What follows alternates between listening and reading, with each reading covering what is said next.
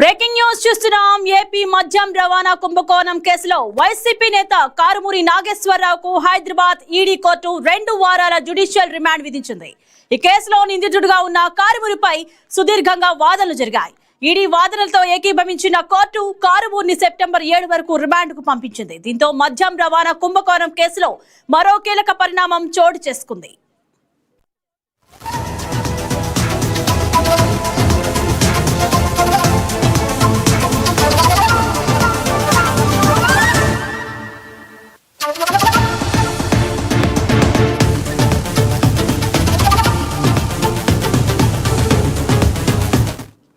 Breaking news చూస్తున్నాం. AP మద్యం రవాణా కుంభకోణం కేసులో వైసీపీ నేత కారుమూరి నాగేశ్వరరావుకు హైదరాబాద్ ఈడీ కోర్టు 2 వారాల జ్యుడిషియల్ రిమాండ్ విధించింది.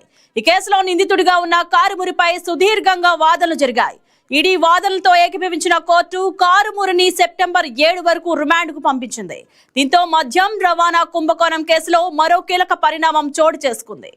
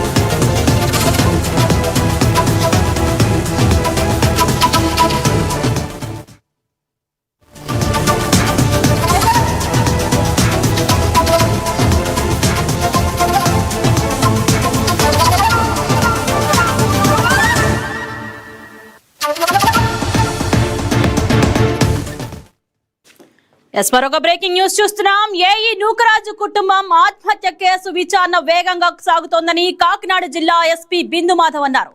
నూకరాజు రాసిన సూసైడ్ నోట్ తో పాటు ఆయన కుమార్తె సౌజన్య కూడా వ్రాసిన సూసైడ్ లెటర్ దొరికిందని, 2 సూసైడ్ నోట్ల ఆధారంగా కేసు నమోదు చేశామని చెప్పారు.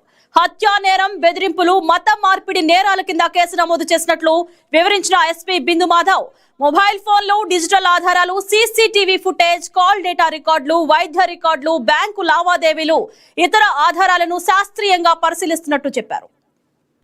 అంటే సౌజన్య గారు 16వ తారీఖున ఆదివారం రోజు రాత్రి 10:30, 11:30 మధ్యలో గోదావరి మీద బ్రిడ్జ్ నుంచి ఒక అసిస్టెంట్ ఇంజనీర్ నూకరాజు గారు along with his wife, daughter and grand son 4 suicide చేసుకోవడానికి గోదావరిలోకి దూకడం జరిగింది.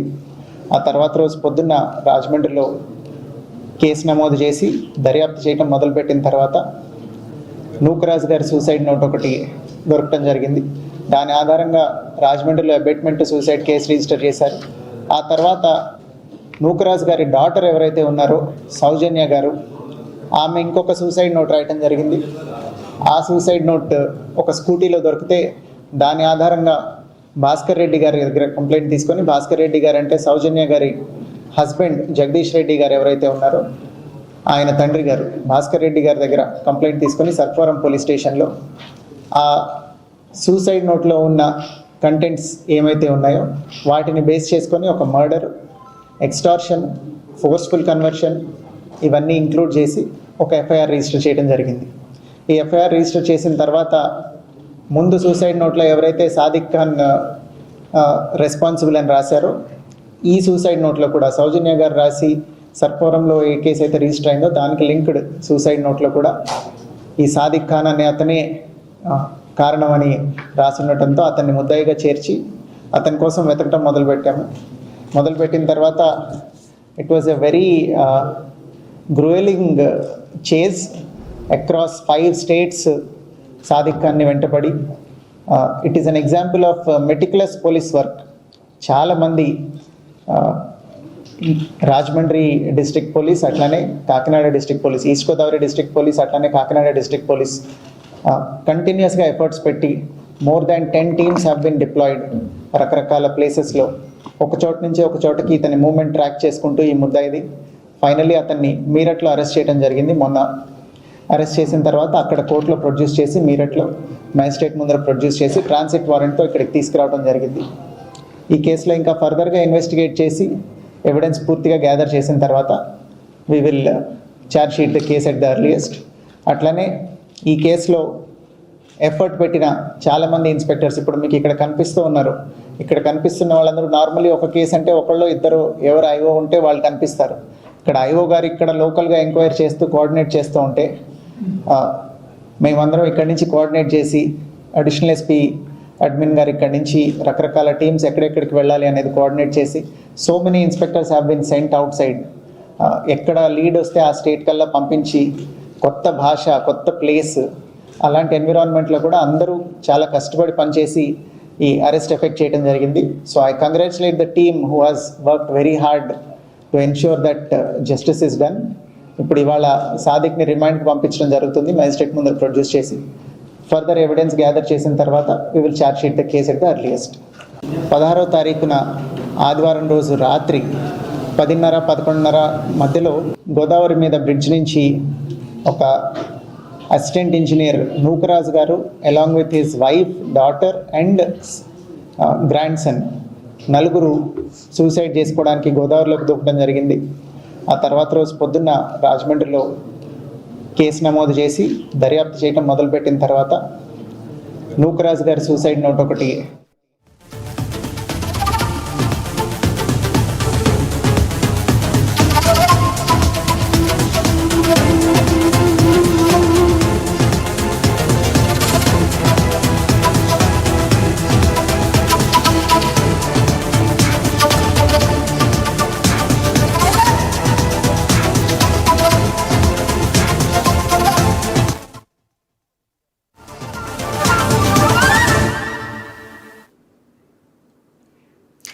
ఇక టీడీపీ కూటమి ప్రభుత్వం 2 ఏళ్ల పాలనలో చేపట్టిన అభివృద్ధి సంక్షేమ కార్యక్రమాలను ప్రజల్లోకి తీసుకువెళ్తూనే వైసీపీ చేస్తున్న డిఎస్సీ ఆరోపణలకు టీడీపీ నేతలు గట్టి కౌంటర్ ఇస్తున్నారు. ప్రభుత్వం అధికారంలోకి వచ్చిన తర్వాత నియోజకవర్గంలో రోడ్లు, మౌలిక వసతులు, అభివృద్ధి పనులు వేగంగా సాగుతున్నాయని గళ్ళ మాధవి తెలిపారు. ప్రభుత్వ పనులతో నియోజకవర్గంలో మార్పు స్పష్టంగా కనిపిస్తోందని, ప్రజల నుంచి మంచి స్పందన వస్తోందని అన్నారు. వైసీపీ ఆరోపణలను ప్రజలు నమ్మే పరిస్థితి లేదని పేర్కొన్న ఆమె అభివృద్ధి సంక్షేమమే ఎజెండాగా ముందుకు సాగుతున్న టీడీపీకి స్థానిక సంస్థల ఎన్నికల్లో ప్రజలు మరోసారి పట్టం కడతారని ధీమా వ్యక్తం చేశారు. గళ్ళ మాధవితో మా ప్రతినిధి హారిక ఫేస్ టు ఫేస్. కూటమి ప్రభుత్వం అధికారంలోకి వచ్చిన 2 ఏళ్లలోనే ఎన్నో అభివృద్ధి కార్యక్రమాలు చేస్తున్నారు. అయితే ప్రతిపక్ష హోదా కూడా లేని వైసీపీ నాయకులు ఎన్నో ఆరోపణలు చేస్తున్నారు. అయితే పారదర్శకంగా జరిగిన డిఎస్సీ అడ్డు పెట్టుకుని ఎన్నో విమర్శలు చేయడం జరుగుతుంది. అయితే ఇటీవల జరిగిన అసెంబ్లీకి కూడా హాజరు కాకుండా డిఎస్సీ మీద ఎన్నో ఆరోపణలు చేస్తున్నారు. అయితే దీని గురించి మరింత సమాచారం ఇచ్చేందుకు మనతో ఉన్నారు ఎమ్మెల్యే గల్లా మాధవి. ఆవిడని అడిగి తెలుసుకుందాం. మేడం చెప్పండి, వైసీపీకి సంబంధించి ఎంతోమంది నేరాలు బయటపడుతున్నాయి. వాళ్ళకి ఎలాంటి శిక్ష విధించబోతున్నారు? ముందస్తు బెయిల్ అప్రూవ్ చేసుకుంటున్నారు కదా. వైసీపీ నాయకులదంతా కూడా ఒక నేర చరిత్ర ఉన్న నాయకులు మాత్రమే వైసీపీలో ఉంటారో, వైసీపీలోకి వెళ్ళిన తర్వాత వాళ్ళు నేరస్తులు అవుతారో తెలియదు. కానీ ప్రతి ఒక్క నేరం, ప్రతి ఒక్క అరాచకం ఈరోజు బయటపడుతున్న ప్రతిదీ కూడా ఎంత దారుణంగా ఒక రాజకీయ దుర్వినియోగాన్ని చేస్తూ ఈరోజు రాజకీయంగా వచ్చిన తర్వాత ప్రజల నుంచి డబ్బులు దున్నుకోవడానికి, ఈ రాష్ట్రాన్ని దివాలాపాలు చేయడానికి మాత్రమే అన్నట్టుగా ఈ వాళ్ళు గడిపిన 5 సంవత్సరాలని చూసాం. దానికి భాగంగానే ఈరోజు అనేక అక్రమాలు ఒకటి తర్వాత ఒకటి బయటకు వస్తున్నాయి. ప్రతి మినిస్ట్రీ మీరు ఏదన్నా తీసుకోండి, ఎడ్యుకేషన్ తీసుకోండి, సివిల్ సప్లైస్ తీసుకోండి, అగ్రికల్చర్ తీసుకోండి, ఇన్ఫ్రా తీసుకోండి, ఇండస్ట్రీస్ తీసుకోండి, గేమ్స్ తీసుకోండి, ప్రతి మినిస్ట్రీలో కూడా ఏదో ఒక అక్రమం, ఏదో ఒక స్కాము అనేది బయటకు వెలుగులోకి వస్తూనే ఉంది. ఈరోజు కూడా డిఎస్సి కూడా మీరు తీసుకుంటే డిఎస్సి చాలా పారదర్శకంగా జరిగిన ఒక ఎగ్జాము. ప్రజలకు ఇచ్చిన హామీని ఈరోజు పూర్తి చేస్తూ మరి యువగలం పాదయాత్రలో నారా లోకేష్ గారు వాళ్ళ తమ్ముళ్ళకి ఇచ్చిన, అక్క చెల్లెళ్ళకి ఇచ్చిన హామీ ఇది. ఒక అన్నగా నేను వచ్చి రాగానే మీరు ఎదురు చూస్తున్న ఈ డిఎస్సిని నేను వచ్చి నేను నియామకం చేస్తాను అని చెప్పి ఇచ్చిన హామీ.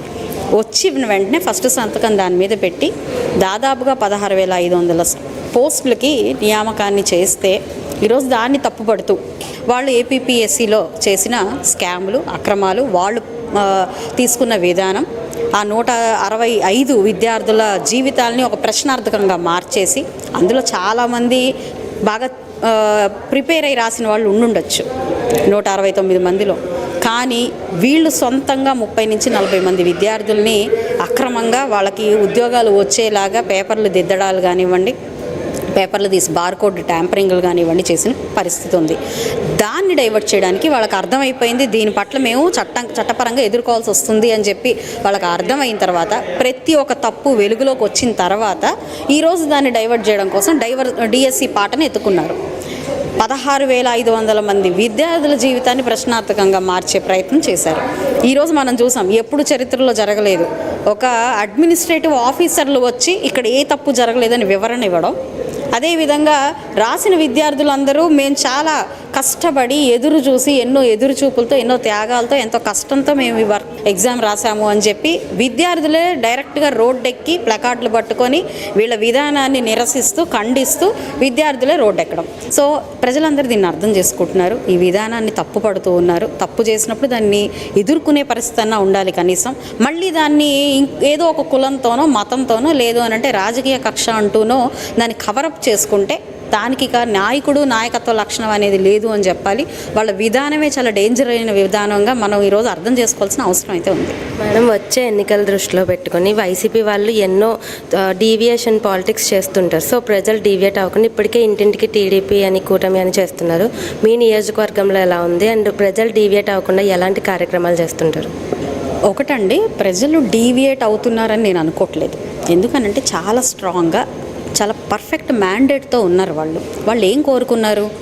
రాష్ట్రం 5 సంవత్సరాలు భయంకరంగా అధోగతి పాలైపోయింది. అన్ని సంస్థలు నిర్వీర్యం అయిపోయాయి. ప్రతి విభాగానికి చెందిన ప్రజలందరూ కూడా చాలా చాలా ఇబ్బందులు పడిన పరిస్థితి ఉంది. ఈరోజు అలాంటివన్నీ లేకుండా వాళ్ళ జీవితం సుగమంగా అవ్వాలి, సంక్షేమంగా అవ్వాలి, ఈ రాష్ట్రం అభివృద్ధి పాలలోకి వెళ్ళాలి. అదే కదా ప్రజలు కోరుకునేది. ఇప్పుడు తమ ఇంట్లో ఉన్న పిల్లవాడు పక్క రాష్ట్రాలకి దేహి అంటూ ఉద్యోగం కోసం వెళ్ళకూడదు. వాళ్ళ ఇంట్లో ఉన్న 2 వ్యక్తులు ఉద్యోగస్తులు అయితే వాళ్ళు నెలకి జీతం టైంకి రావాలి, ఎక్కడా కటింగులు పోకుండా, లేదా వాళ్ళ జీవితాలు వాళ్ళ ఉద్యోగాలు గౌరవప్రదంగా జరగాలి. రేపు రానున్న ఎన్నికల్లో ప్రతి ఒక్క నియోజకవర్గంలో కూడా అత్యుత్తమంగా కూటమి ప్రభుత్వం నిలబడబోతూ ఉంది. ప్రజల కోసం అండగా నిలబడే పార్టీలు, ప్రజల కోసం అండగా నిలబడే నాయకులు అందరూ కూడా చాలా చక్కగా రేపు గెలవబోతూ ఉన్నారని నేను చెప్తాను. ఎటు అవతల వాళ్ళు ఎలాంటి వ్యూహాలతో వచ్చినప్పటికీ కూడా ఈరోజు ప్రజల స్టాండ్ చాలా పర్ఫెక్ట్గా ఉన్నందుకు నేను హర్షిస్తూ ఉన్నాను. కాబట్టి వాళ్ళ నమ్మకాన్ని నిలబెట్టుకుంటూనే మేము మా రాజకీయ ప్రస్థానాన్ని కొనసాగిస్తామని మాత్రం చెప్తాను. మేడం, ఇప్పటికే అమరావతి వరల్డ్ వైడ్ ఒక గుర్తింపు తెచ్చుకుంది. టెక్నాలజీ పరంగా కానీ ఎలా చూసుకున్న నెంబర్ 1 పొజిషన్లో ఉంది. సో ప్రతి ఒక్క నియోజకవర్గం సంబంధించి ప్రతి ఒక్క టీడీపీ కార్యకర్త కానీ ప్రతి ఒక్కరు 100% ఎఫర్ట్స్ పెడుతున్నారు. మీ నియోజకవర్గం సంబంధించి ఎలాంటి డెవలప్మెంట్స్ జరిగినాయి 2 ఏళ్లలో? అవునండి, ప్రతి నియోజకవర్గంలో కూడా ఒక పోటీ, ఒక కాంపిటీషన్ అయిపోయింది. మా నియోజకవర్గం పక్క నియోజకవర్గం కంటే బాగుండాలి, బాగా డెవలప్ అవ్వాలి అని చెప్పి ప్రయత్నిస్తూ ఉన్నారు. చాలా సంతోషం. కాంపిటీషన్ అంటే అలాగే ఉండాలండి. మన నియోజకవర్గ ప్రజలు ఇంకొంచెం ముందుకు వెళ్ళాలి అనే విధానంతో ఉండాలి. నేడు అదే కనిపిస్తూ ఉంది. మా నియోజకవర్గంలో కూడా ఇప్పటికే మొత్తం పూర్తిగా ఇన్ఫ్రాస్ట్రక్చర్ అంతా మారిపోయిన పరిస్థితి కనపడుతుంది. డ్రైన్లతో, రోడ్లతో, స్ట్రీట్ లైటింగ్తో, డ్రింకింగ్ వాటర్ ఫెసిలిటీస్తో ఈరోజు చాలా అద్భుతంగా ఉంది. అండ్ ఇంకా ఎక్స్పాన్షన్గా మేము 2 ఆర్ఓబీలని స్టార్ట్ చేస్తున్నాం. ఒకటి శంకర్ విలాస్ ఆర్ఓబీ ఆల్రెడీ రేపు 27 జూన్ కల్లా కూడా అది ప్రజలకు అందుబాటులోకి వచ్చేస్తుంది. పూర్తిగా పశ్చిమ నియోజకవర్గం అంతా కూడా పీస్ఫుల్గా ది బెస్ట్ నియోజకవర్గంగా మారుతుంది. రానున్న రోజుల్లో బ్యూటిఫికేషన్తో అట్ ద సేమ్ టైం ఇంకా కొన్ని రహదారుల మెయిన్ ఎంట్రీ డెవలప్మెంట్స్తో ముందుకు వెళ్తాము. కాబట్టి రానున్న రోజుల్లో పశ్చిమ నియోజకవర్గ రూపురేఖలు ఇంకా మరింతగా మారిపోయి ఆహా పశ్చిమ నియోజకవర్గమా అనిపించేలాగా మాత్రం మా పనితీరు ఉంటుంది. సో చూశారు కదా, ప్రతిపక్ష నాయకులు ఎలాంటి ఆరోపణలు చేసినా టీడీపీ తిప్పికొడుతుందని, అలాగే రానున్న ఎన్నికలు కూడా ప్రజలందరూ డీవియేట్ అవ్వకుండా తగిన కార్యక్రమాలు చేస్తున్నారని కూడా చెప్పడం జరుగుతుంది. అలాగే ఇప్పటికే అమరావతి చాలా డెవలప్ అవుతుంది, భవిష్యత్తులో ఇంకా డెవలప్మెంట్లో ముందుకు దూసుకెళ్ళిపోతుందని కూడా చెప్పడం జరుగుతుంది. వీడియో జర్నలిస్ట్ విశ్వాతో Harika, YK news, TDP Mangalagiri నుంచి.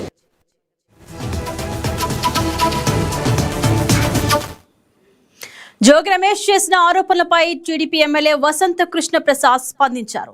తాను ఎవరి విషయంలోనూ అనుచితంగా జోక్యం చేసుకోనని చెప్పారు. జోగి రమేష్ కోడలు వారి కుటుంబ సభ్యులు తన కార్యాలయానికి వచ్చారని, అంతేకాని తనకు తాను ఎవరి కుటుంబ విషయాల్లో తల దూర్చలేదని చెప్పారు. తనపై చేసిన ఆరోపణలన్నిటికీ మీడియా సమావేశం ఏర్పాటు చేస్తానని వసంత కృష్ణ ప్రసాద్ ప్రకటించారు. నేను ఎవరి విషయాల్లో కూడా అనుచితంగా జోక్యం చేసుకోను. ఆ సంగతి నా గురించి తెలిసిన సోదరులందరికీ తెలుసు.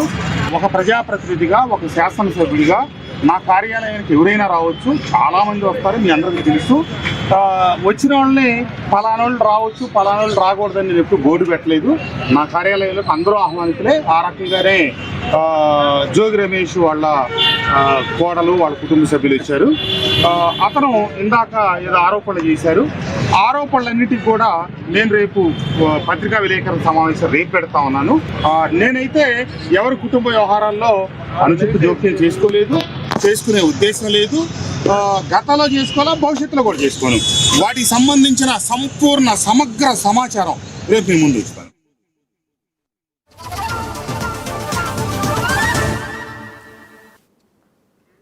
తిరుపతి తారక రామ స్టేడియంలో అమరావతి ఛాంపియన్షిప్ ట్రోఫీ 2026 పోటీలు ఘనంగా నిర్వహించారు.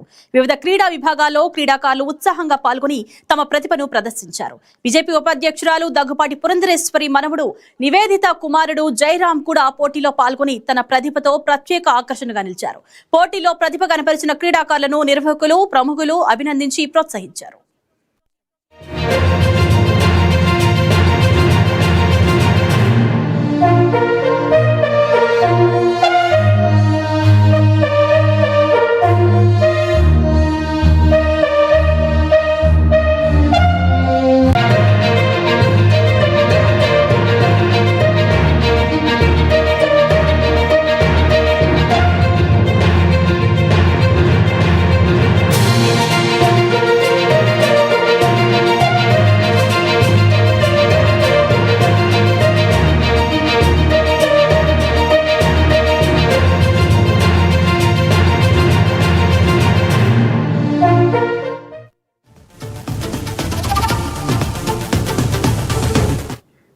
తిరుపతి జిల్లాను అన్ని రంగాల్లో అభివృద్ధి పదంలో ముందుకు తీసుకెళ్తామని మంత్రి అరగాని సత్యప్రసాద్ తెలిపారు.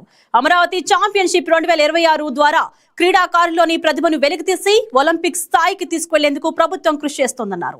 సెట్టిపల్లి భూ సమస్యలను పరిష్కరించి 2000 కుటుంబాలకు సహాయం అందించామని, భవిష్యత్తులో 50,000 మంది ప్రేక్షకులు వీక్షించేలా అంతర్జాతీయ స్థాయి క్రికెట్ స్టేడియాన్ని ఏర్పాటు చేస్తామని వెల్లడించారు. మరోవైపు వైసీపీ నేతలపై తీవ్ర విమర్శలు చేసిన మంత్రి భూ కబ్జాలపై విజిలెన్స్ నివేదికలు వచ్చాయని, గత ప్రభుత్వ హయాంలో జరిగిన అవకతవకలపై విచారణ కొనసాగుతోందన్నారు. కూటమి ప్రభుత్వం 16,263 ఉద్యోగాలు కల్పించిందని, రాష్ట్రానికి భారీ పెట్టుబడులు తీసుకొచ్చి అభివృద్ధిని వేగవంతం చేస్తోందని అనగాని స్పష్టం చేశారు. ఈ తిరుపతి జిల్లాని అన్ని రంగాల్లో, అటు టూరిజం రంగం అవ్వచ్చు, ఇటు ఇండస్ట్రీస్ రంగం అవ్వచ్చు, అలాగే మీకు నేషనల్ హైవేస్ కనెక్టివిటీ అవ్వచ్చు, మీకు ఏ రంగం తీసుకుంటే ఆ రంగంలో మనం చూస్తూ ఉన్నాం. శ్రీ సిటీ ఒకవైపు అభివృద్ధి వైపు పరుగులు తీస్తూ ఉంది.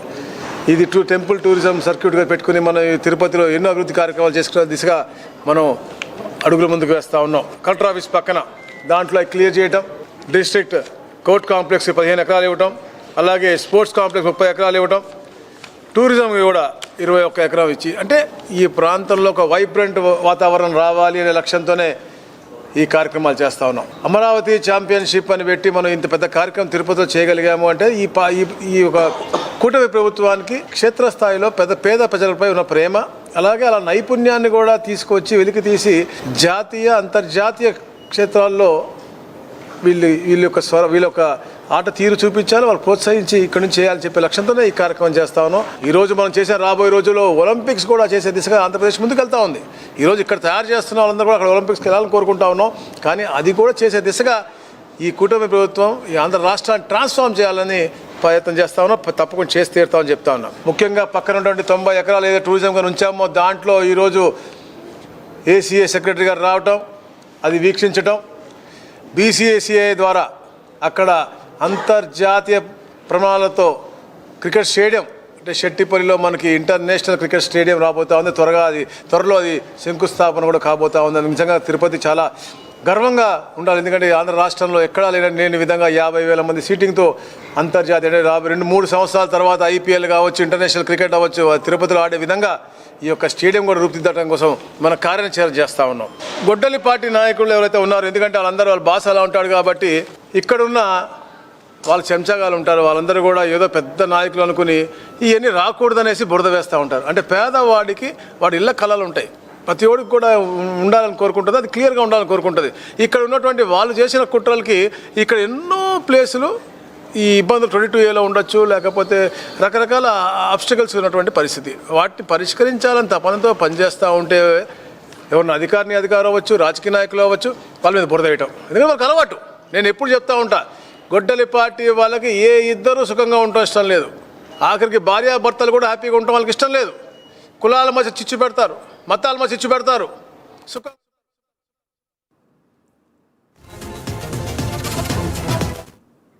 పెందుర్తి నియోజకవర్గంలో అభివృద్ధి పనులకు వేగం పెంచాలని ఎమ్మెల్యే పంచకర్ల రమేష్ బాబు కోరారు. జీఎంసీ కమిషనర్ కేతన్ గార్గ్ ను కలిసి పెందుర్తి, అనగంపూడి జోన్ల పరిధిలో కొనసాగుతున్న రోడ్లు, పార్కుల అభివృద్ధి పనులపై చర్చించారు. పెండింగ్ లో ఉన్న ముఖ్యమైన పనులకు త్వరితగతిన నిధులు మంజూరు చేసి జరుగుతున్న పనులను వేగవంతం చేయాలని విజ్ఞప్తి చేశారు. మరోవైపు శానిటేషన్, మలేరియా విభాగాల్లో నిరుద్యోగ యువతకు ఉపాధి అవకాశాలు కల్పించాలని, విలీన గ్రామాల అభివృద్ధికి ప్రత్యేకంగా నిధులు కేటాయించాలని ఎమ్మెల్యే కోరారు.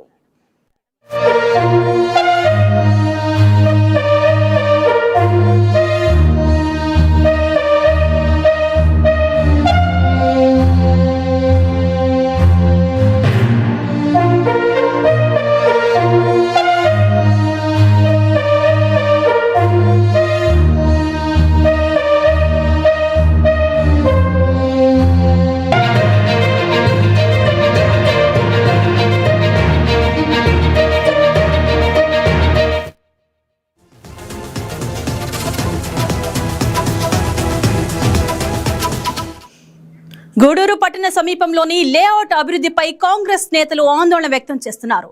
తాళ్లమ్మ ఆలయం ఎదురుగా ఉన్న సర్వే నంబర్ 476, 477లో భారీగా మట్టి, గ్రావెల్ నింపి భూమిని ఎత్తు పెంచుతున్నారంటూ ఏపీసీసీ రాష్ట్ర ప్రధాన కార్యదర్శి పంటా శ్రీనివాసులు రెడ్డి ఆరోపించారు. ఈ ప్రాంతానికి సమీపంలోని చల్ల కాలువ సహజ వరద ప్రవాహానికి ఆటంకం ఏర్పడితే గూడూరు పట్టణంలో ముంపు ప్రమాదం తలెత్తే అవకాశం ఉందని ఆందోళన వ్యక్తం చేశారు. ఈ అంశంపై మున్సిపల్ కమిషనర్ కు ఫిర్యాదు చేయగా రికార్డులు, స్థల పరిస్థితులను పరిశీలించి తగిన చర్యలు తీసుకుంటామని హామీ ఇచ్చినట్లు తెలిపారు.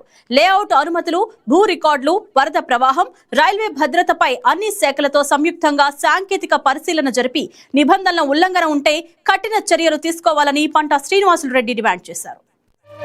లేఅవుట్లను ఏర్పాటు చేస్తున్నా ఇక్కడ మున్సిపల్ అధికారులు కానీ, రెవెన్యూ అధికారులు కానీ, మైన్స్ అండ్ జియాలజీ అధికారులు కానీ, అదే మరిగా జాతీయ విపత్తుల సంఘం అధికారులు కానీ, రైల్వే అధికారులు కానీ స్పందించడం లేదు. ఇవాళ నేను అడుగుతూ ఉన్నాను, గూడూరు పట్టణంలో గూడూరు గ్రామ దేవత తాళమ్మ గుడి వద్ద 25 ఎకరాల్లో ఏర్పాటు అవుతున్నటువంటి రియల్ ఎస్టేట్ కంపెనీ దాదాపు 20 నుంచి 30 అడుగుల మట్టి తోలుతూ ఉన్నటువంటి సందర్భం. ఈ 20 నుంచి 30 అడుగుల మట్టి ఎక్కడి నుంచి తోలుతున్నారు, ఎవరు పర్మిషన్ ఇచ్చారు, రెవెన్యూ అధికారులు కానీ, మైన్స్ అండ్ జియాలజీ అధికారులు కానీ కనీసం స్పందించినటువంటి పరిస్థితి. ఈ ప్రాంతంలో అవినీతికి అంతు లేకుండా పోతోంది. అభివృద్ధితో పాటుగా అవినీతి విపరీతంగా పెరిగిపోయిందని చెప్పి ఈ సందర్భంగా నేను తెలియజేస్తూ ఉన్నాను. ఇవాళ నేను అడుగుతున్నాను, 475, 476, 477, 478లో సర్వే నెంబర్లో తాళమ్మ గుడి వద్ద ఏర్పాటు అవుతున్నటువంటి రియల్ ఎస్టేట్ కంపెనీ ఇవాళ 30 అడుగులు బట్టి తోలితే నీళ్లు ఏ దారిని పోతాయని చెప్పి నేను అడుగుతూ ఉన్నాను. రైల్వే బ్రిడ్జికి నీళ్లు పోయినసారి 2015లో వచ్చినటువంటి ఫ్లడ్లో భాగంగా 2,53,000 క్యూసెక్కులకు పైగా నీరు ఆ దారి గుండా ప్రవాహం జరిగింది. ఇవాళ నేను అడుగుతున్నాను, 2,53,000 క్యూసెక్కులు నీరు వస్తే ఈసారి అంతకంటే ఎక్కువే రావచ్చు. ఎందుకంటే మన ప్రాంతంలో ఉన్న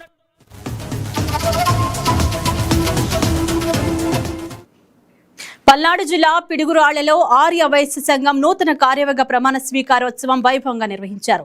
శ్రీ వాసవి కన్నికా పరమేశ్వరి అమ్మవారి ఆలయంలో జరిగిన ఈ కార్యక్రమానికి ఎమ్మెల్సీ జంగా కృష్ణమూర్తి ముఖ్య అతిథిగా హాజరై నూతన కార్యవర్గానికి శుభాకాంక్షలు తెలిపారు. సమాజ నిర్మాణంలో ఆర్థికాభివృద్ధిలో ఆర్య వైశ్యుల పాత్ర ఎంతో కీలకమని ఆయన పేర్కొన్నారు. కార్యక్రమంలో ఆర్య వైశ్య సంఘ నాయకులు, ప్రజాప్రతినిధులు, సభ్యులు పెద్ద సంఖ్యలో పాల్గొన్నారు. వహిస్తున్నటువంటి కమ్యూనిటీ ఆర్గనైజేషన్ ప్రజలకి, రైతాంగానికి, అన్ని వర్గాలకు కూడా సంధానకర్తలు ఆర్గనైజేషన్. ఇందాక పెద్దల మిత్రులు డాక్టర్ గారు చెప్పారు, గ్రామ స్థాయి నుండి రాష్ట్ర స్థాయి, దేశ స్థాయి నుండి కూడా అన్ని రంగాల్లో అభివృద్ధి చెందినటువంటి వర్గం ఆర్గనైజేషన్ కమ్యూనిటీ.